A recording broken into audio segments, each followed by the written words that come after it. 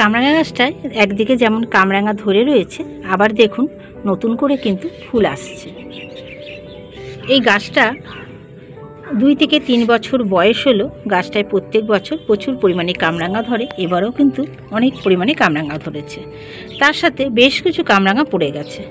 নমস্কার বন্ধুরা, আমি সোনালি আর আপনাদের চিন ট্যুর অ্যান্ড গার্ডেন ব্লগ। আশা করি সবাই খুব ভালো আছেন, সুস্থ আছেন। তো বন্ধুরা, আজকে এই কামরাঙা গাছে সার প্রয়োগ করব। গাছে দেখুন ফল ধরে গেছে। যখন ফুল অবস্থায় ছিল গাছে, এই যে ফুলগুলো ধরছিল, তখন কিন্তু এই গাছে আমি সার দিইনি। যখন গাছে ফুল আসে সেই সময় সার দিলে গাছের ফুলগুলো অনেকাংশে পড়ে যায়।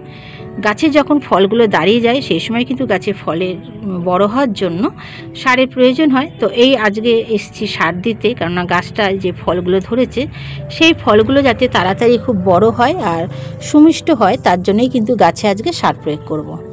দেখুন বেশ কিছু কামরাঙা রয়েছে আর কামরাঙাগুলো বড় হতে শুরু করেছে। আর এই যে সারটা দেব, এই সারটা প্রয়োগ করলে কিন্তু গাছের কামরাঙাগুলো আরও তাড়াতাড়ি বড় হয়ে উঠবে। এখানে আরও নতুন নতুন ফুল আসতে শুরু করেছে। এই ফুলগুলো কিছু দাঁড়াবে, হয়তো কিছু পড়ে যাবে। এই গাছটাতে কিন্তু আরও প্রচুর পরিমাণে কামরাঙা ধরেছিল।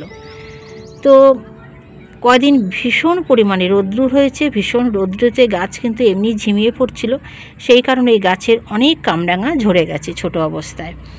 তো কদিন বৃষ্টি হওয়াতে গাছগুলো এখন বেশ ফ্রেশ রয়েছে। তো এই গাছগুলোই এখন কিন্তু সারের প্রয়োজন আছে। আমি আস্তে আস্তে সমস্ত গাছগুলোতেই আমি সার দিয়ে দেবো। তো আজকে এই কামরাঙা গাছটা সার দিয়ে দিচ্ছি। দেখুন কামরাঙা গাছের নিচে কিছু আগাছা আছে, সেইগুলোকে আগে সরিয়ে দেবো। কামরাঙা গাছ যখন ছোট অবস্থায় নিয়ে আসবেন, তখন প্রথম বছর গাছটায় ফল না নিয়ে গাছটাকে একটু বড় হতে দেবেন। একটু নাইট্রোজেনযুক্ত খাবার দিয়ে, যেমন পাতা পচা সার, ভার্মি কম্পোস্ট বা গোবর সার, এই দিয়ে মাটির সাথে মিশিয়ে গাছটাকে বসিয়ে দেবেন। প্রথমে একদম বড় টবে দেবেন না, একটু ছোট সাইজের টবে দেবেন। গাছটা যত বড় হবে গাছটাকে তখন চেঞ্জ করে দেবেন। আমার এই গাছটাও প্রথম অবস্থায় কিন্তু ছোটো টবে ছিল। এখন গাছটা দেখতেই পাচ্ছেন, গাছটা বেশ অনেকটা বড় হয়েছে, গোড়াটাও দেখুন কতটা মোটা হয়েছে। তো গাছটাকে এখন একটা বালতিতে আমি দিয়ে দিয়েছি, প্লাস্টিকের বালতিতে। নিচে অনেকগুলো ছিদ্র করা রয়েছে। আর এর মাটিটার মধ্যে আমি কিন্তু বালি মিশিয়েছি, বালি, ভার্মি কম্পোস্ট। তখন আমি প্রয়োজন মতো যখন নতুন করে গাছটাকে আবার তুলে বসিয়েছিলাম, কিছু সারও এর মধ্যে দিয়ে দিয়েছিলাম। তো গাছটা এর মধ্যে এবার রয়েছে। এখন আর কিন্তু এই টবটা চেঞ্জ করব না, কারণ এই বালতিটা বেশ অনেকটা বড়। দেখুন মাটিটা কিন্তু একদম ঝুরঝুরে। কামরাঙা গাছের একটাই বৈশিষ্ট্য কি, এই গাছে কিন্তু অতিরিক্ত জল না জমে, সেটা আপনাদের খেয়াল রাখতে হবে। অতিরিক্ত জল জমলে এই গাছের শেকড় পচতে শুরু করে, তারপরে কিন্তু গাছও মারা যায়।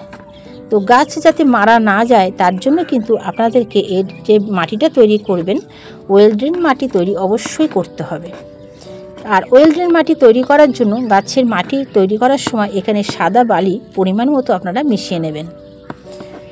দোআঁশ মাটি যদি হয় তো সেখানে বালি মেশাবার প্রয়োজন হয় না। যদি দোআঁশ মাটি না হয় তাহলে অবশ্যই করে কিন্তু আপনারা সাদা বালিটা মিশিয়ে নেবেন। সাদা বালির সাথে ভার্মি কম্পোস্ট, হাড় গুঁড়ো, নিম খোল, পটাশ, এইসবগুলো মিশিয়ে গাছটাকে রিপোর্টিং করে দেবেন। দেখুন ওপর ওপর মাটিটা খুঁড়ে নিয়েছি। আর মাটিটা কতটাই ঝুরঝুরে, দেখুন দেখতেই পাচ্ছেন কতটাই ঝুরঝুরে মাটিটা। গতকালও কিন্তু আমাদের এখানে ভালো বৃষ্টি হয়েছে, তার সত্ত্বেও দেখুন মাটিটা কত সুন্দর ঝুরঝুরে হয়ে গেছে একদিনে। তো ঠিক এই রকমই মাটি হতে হবে, যেন এই মাটিতে বেশি জল জমে না থাকে। জল জমে থাকলেই কিন্তু গাছের ক্ষতি হয়ে যাবে।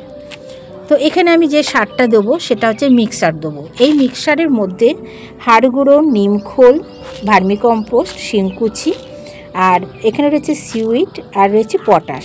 সমস্ত কিছু মিশিয়ে এই সারটা তৈরি করা রয়েছে। এটা আপনারা বাড়িতেও তৈরি করতে পারেন, অথবা নার্সারি থেকে সরাসরি কিনেও আনতে পারেন। নার্সারিতে এই সার প্রতি কেজি মিক্সার তৈরি কিনতে গেলে 80 টাকা পড়ে, 80 টাকা কেজি পড়ে। তো সেই সার নিয়ে এসেও আপনারা গাছে ব্যবহার করতে পারেন। আর কেনার সারটা কি হয়, সচরাচর তৈরি করা অনেক দিন থাকে বলে গাছকে সাথে সাথে আপনারা দিতে পারেন, গাছ সেই খাদ্যটা কিন্তু সঙ্গে সঙ্গে গ্রহণ করবেন।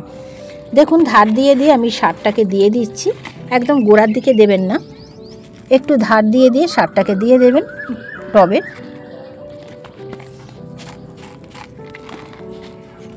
সারটা দিয়ে দিলাম, দিয়ে আবারও মাটির সাথে একটু মিশিয়ে নেব, নিয়ে হালকা করে জলের ছিটে দিয়ে দেবো।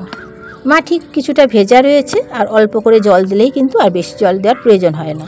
আর এমনিতেই এখন তো একটু বৃষ্টি হচ্ছেই, তাতেও মাটি ভিজে হয়ে যাচ্ছে, তো গাছের কোনো রকম অসুবিধা আর এরপরে হবে না।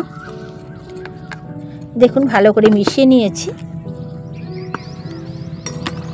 এই যে খাবারটা দিলাম বর্ষার ঠিক আগে, এরপরে কিন্তু সারাটা বর্ষাকাল জুড়ে এই গাছে আমি কোনো রকম আর খাবার দেবো না। এখন যেহেতু বৃষ্টির জল পড়বে সমানে, গাছে খাবার আর দেওয়ার প্রয়োজন হবে না। তবে বৃষ্টির যেদিনই দেখবেন হচ্ছে না, সেদিনকে শুধু একটাই কাজ আপনাদেরকে করতে হবে, গাছকে খুব ভালো করে ফাঙ্গিসাইড দিয়ে স্প্রে করে দিতে হবে। যে কোনো ফল গাছ বলুন, ফুল গাছ বলুন, ফাঙ্গাসের আক্রমণ কিন্তু খুব বেশি পরিমাণে হয় বৃষ্টির দিনে। গাছ যেমন সবুজ সতেজ হয়ে ওঠে, আবার ফাঙ্গাসের আক্রমণটাও কিন্তু বৃষ্টির দিনেই হয়ে থাকে। তো এই কারণে এই সময় যখন বৃষ্টি হবে না, সেই সময় আপনারা গাছকে ভালো করে ফাঙ্গিসাইড দিয়ে ভালো করে স্প্রে করে দেবেন, যাতে কোনো রকম ফাঙ্গাসের আক্রমণ না হয়। এছাড়া তার সাথেও ফাঙ্গিসাইডের সাথেও যে কোনো একটা কীটনাশক আপনারা যেটাই ব্যবহার করুন না কেন, কাকা ব্যবহার করলে কাকাও দিতে পারেন, বা নানা রকম ধরনের যে কীটনাশক বাজারে আছে, আপনারা যেটা যেমন চয়েস করবেন সেই রকম কীটনাশক আপনারা গাছে স্প্রে করে দিতে পারেন। এতে গাছ কিন্তু খুব সুস্থ সবল থাকবে, আর সবুজ একদম থাকবে, আর গাছ থাকবে ফল ফুলে ভরা। এই যে খাবারটা দিলাম, দেখবেন কদিনের মধ্যে কিন্তু এই ফলগুলো বড় হতে শুরু করবে। আর গাছে যদি ফল থাকে, সেই গাছে ফলে বড় হওয়ার জন্য অবশ্যই কিন্তু আপনাদেরকে এই খাবারটা দিতে হবে। এতে গাছের ফল খুব তাড়াতাড়ি কিন্তু বড় হতে থাকবে। তো বন্ধুরা, আজকের ভিডিওটা কেমন লাগলো অবশ্যই আমাকে কিন্তু কমেন্ট করে জানাবেন। আর আপনারা কীরকম ভিডিও চান সেটা যদি আমাকে জানান, আমার খুব সুবিধা হয়, আমি সেই বিষয়ে ভিডিও করার অবশ্যই চেষ্টা করব। আর আমার প্রতিটা ভিডিও আপনাদের যদি ভালো লাগে, নতুন বন্ধু এসে থাকলে অবশ্যই চ্যানেলটিকে সাবস্ক্রাইব করে পাশে থাকা বেল আইকনটি প্রেস করে দেবেন। নতুন নতুন ভিডিও নিয়ে চলে আসবো আপনাদের সামনে। সবাই খুব ভালো থাকবেন, সুস্থ থাকবেন। দেখা হবে আবার পরবর্তী নতুন কোনো ভিডিওর সাথে। আজ এই পর্যন্ত, টাটা বন্ধুরা।